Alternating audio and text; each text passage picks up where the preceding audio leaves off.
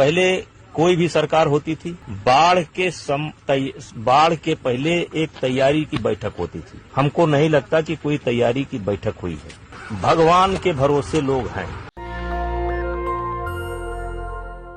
ये वीडियो देख रहे हैं आप, जो धू धू कर जल रही है। इस बिल्डिंग के कुछ खास राज हैं। ये गुजरात अहमदाबाद का पुराना सचिवालय है। 27 साल से वहाँ बीजेपी की सरकार है और ये बिल्डिंग जल रही है। श्रीनिवास ने एक ट्वीट किया है, 27 सालों के भ्रष्टाचार की गवाह गुजरात फाइल्स को जलाने की शुरुआत हो चुकी है। धू धू कर जल रही ये इमारत गुजरात का पुराना सचिवालय है।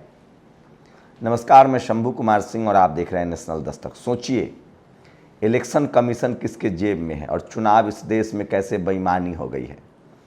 गुजरात और हिमाचल के डेट्स आने थे।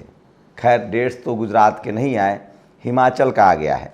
हिमाचल में चुनाव होगा नवंबर 12 को। 12 नवंबर को वोट डाले जाएंगे और आपको पता है नतीजे कब आएंगे?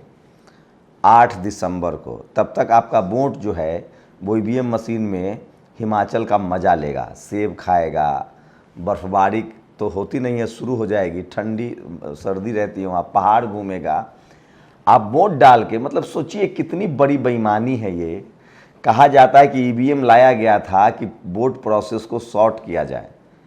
लोकसभा चुनाव होते थे पूरे देश में, जब ईवीएम नहीं था तो 5 दिन में चुनाव होते थे, 4 दिन में, और 5 दिन में वोटिंग काउंटिंग हो जाती थी। मतलब 10 दिन का खेला होता था। और जब मशीन आ गई है तो 12 नवंबर को चुनाव होगा और 8 दिसंबर को वोटों की काउंटिंग होगी। आपको अगर खेल नहीं समझ में आ रहा है तो आप बहुत भोले हैं या बहुत शातिर हैं। मैं फिर कह रहा हूँ, ये पूरी विश्वसनीयता का खात्मा है, डेमोक्रेसी का खात्मा है। सवाल है कि जब इतना लंबा समय ईवीएम को घुमाना है हिमाचल प्रदेश, तो वोटिंग क्यों करवा रहे हो? आज वोटिंग करवाओ, कल काउंटिंग करवाओ, या 5 दिन का गैप रखो। ये सब फ्रॉड है। जब हाथ से बैलेट पेपर से चुनाव होता था तो 5 दिन के गैप के बाद काउंटिंग शुरू हो जाती थी। फिर अगर हम वोट डाल के 1 महीना इंतज़ार कर सकते हैं रिजल्ट के लिए, तो वोट डाल के 5 दिन काउंटिंग का इंतज़ार क्यों नहीं कर सकते हैं? 12 नवंबर को वोट डाला, 10 दिसंबर से काउंटिंग शुरू करवाइए, 15 को रिजल्ट दीजिए। हाथ से काउंटिंग करने में थोड़ा समय ही तो लगेगा ना। ये घोर बेईमानी है और ये विश्वसनीयता का सवाल है। वही सोचिए, फरवरी 18 को विधानसभा का कार्यकाल खत्म हो जाएगा गुजरात का, उसके डेट नहीं घोषित किए गए हैं। जनवरी 8 को खत्म होगा कार्यकाल हिमाचल विधानसभा का, उसके डेट घोषित हो गए। तो बाकी आपको समझना है मेरा क्या है। एक पत्रकार के तौर पे मेरी कोशिश है कि वो तमाम खबरें जो आपके लिए ज़रूरी है वो बताया जाए। अब ये एम्बियंस सुन लीजिए, मैं नहीं कह रहा हूँ। पहले कोई भी सरकार होती थी, बाढ़ के पहले एक तैयारी की बैठक होती थी। हमको नहीं लगता कि कोई तैयारी की बैठक हुई है। भगवान के भरोसे लोग हैं। ये साहब बीजेपी के सांसद हैं, पता है कहाँ से? रामराज वाले यूपी से, ब्रजभूषण शरण। ये कह रहे हैं कि यूपी में भगवान भरोसे लोग हैं। पूर्वांचल में आज एक घाघरा का तटबंध टूट गया है, पूरा पूर्वांचल पानी पानी है, हाईवे बह गया है और वहाँ कोई बैठक नहीं है। यह है रामराज की हकीकत। और मैं नहीं कह रहा हूँ, ये बीजेपी के सांसद हैं, इनको जेल में डाल दीजिए। लेकिन जेल में ये नहीं जाएंगे। आपको पता है, ये विधायक हैं, ये आरजेडी के विधायक थे और अनिल साहनी नाम है। इन्होंने जय भीम बोला था, इनको सजा दे दी गई। सोचिए, कोई दलित, आदिवासी, पिछड़े को खीरा चोरी का आरोप लगे और सजा हो जाती है। झारखंड में एक मंत्री आदिवासी को सजा हो गई, सदस्यता चली गई। अनिल साहनी को सजा हो गई, सदस्यता चली गई। मुझे नहीं समझ में आ रहा है कि ये माल्या, मोदी, नीरव मोदी, मेहुल चौकसी, ये कैसे भाग जाता है। 1-1 लाख करोड़ रुपए लेके लोग कैसे चुप बैठे हैं घरों में, और कैसे SC ST OBC माइनॉरिटी के लोगों को सजा हो जाती है। आप SC ST OBC माइनॉरिटी से मंत्री बन जाइए, राजेंद्र पाल गौतम वाली हालत होगी, आपको इस्तीफा ले लिया जाएगा। इसका मतलब है कि हम समाज के तौर पे एकजुट नहीं है। और ऐसे तमाम नेताओं जिनको सजा होती है उनके साथ खड़ा रहना आपको सीखना पड़ेगा, नहीं तो आपके लोग की यही हालत होगी। अब ये ललन सिंह का वीडियो वायरल है। वो आज उन्होंने कह दिया ललन सिंह के करीबी गब्बू सिंह पर छापेमारी हो रही है इनकम टैक्स ईडी की।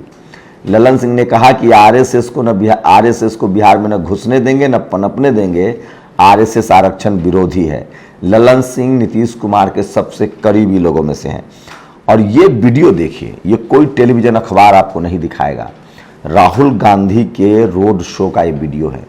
सोचिए किस तरह का जनसैलाब है। प्रधानमंत्री के लिए 24 कैमरा लगा रहता है, लेकिन विपक्ष के नेताओं की भीड़ ही नहीं दिखाई जाती है। तो सोचिए ये बड़ी कॉन्स्पिरेसी है। चंद्रशेखर आजाद रावण ने बड़ा हमला किया है आरएसएस पर। आरएसएस के मोहन भागवत ने कहा था कि हम जाति खत्म करेंगे, वर्ण खत्म करेंगे और माफी मांगेंगे जो जातिवाद हुआ है। चंद्रशेखर ने कहा मुद्दा मंदिर, शमशान और पानी नहीं, बल्कि ये मुद्दे में से भटकाने वाले मुद्दे। असली मुद्दा जिसकी जितनी संख्या भारी उसकी उतनी हिस्सेदारी, ये बाकी सब तो अपने आप मिल जाएगा। इसके लिए बहुजन समाज को संघर्ष जारी रखना है। जय भीम, जय मंडल, जय जोहार। तो सोचिए बहुत बड़ी सजा दी है और क्या चाहिए। संगीत सोम नाम है इनका। इन पर आरोप है, दोषी साबित हुए हैं ये, कि इन्होंने सांप्रदायिक दंगे फहराए। सांप्रदायिक दंगा करवाने में इनकी भूमिका थी। इनके भाषण से हेट स्पीच आया था। 800 रुपये का जुर्माना हुआ है। बीजेपी के पूर्व विधायक हैं। और निधि रतन ने ट्वीट किया, क्या हुआ अंधभक्तों, ये ट्वीट समझिए। राजेंद्र पाल गौतम के रैली में आज पैदल मार्च में जनसैलाब उमड़ा था। और सोचिए बेगुनाह प्रोफेसर को 8 साल जेल, दंगाई आतंकी पर 800 का जुर्माना है। साईं बाबू हैं, ये प्रोफेसर थे दिल्ली यूनिवर्सिटी में, अंग्रेजी पढ़ाते थे, बहुजन समाज से हैं, 8 साल से जेल में थे, अब जाके रिहा हुए हैं। भारत के सबसे शानदार प्रोफेसर ओबीसी का हैनी बाबू, जो आरक्षण का सारा ड्राफ्ट तैयार करते थे सुप्रीम कोर्ट के लिए, वो जेल में है। बाबा साहब के रिश्तेदार अनिल तेल तुमरे, वो जेल में हैं। अब क्या बात कर रहे हैं साहब। इस देश में 2 तरह के कानून हैं और इसलिए दिलीप मंडल कहते हैं, रमन्ना साहब जब अपने पद पर थे तो उन्होंने 240 जज बनाए। आपको पता है इसमें सवर्ण जज कितने थे? 190। 240 में 190 सवर्ण जज बनाए, जनरल कैटेगरी के 190, ओबीसी के 32, शेड्यूल कास्ट के 6, शेड्यूल ट्राइब्स के 4, माइनॉरिटीज के 8, टोटल 240। तो ये जुडिशियरी में जब तक आपकी भागीदारी नहीं होगी, आपकी कुटाई होती रहेगी। गुरुग्राम में मस्जिद में घुसकर 200 गुंडों ने मुसलमानों पर हमला कर दिया। ये खबरें कोई नहीं दिखाएगा। और अंत में प्रधानमंत्री का ये लिबास देख लीजिए।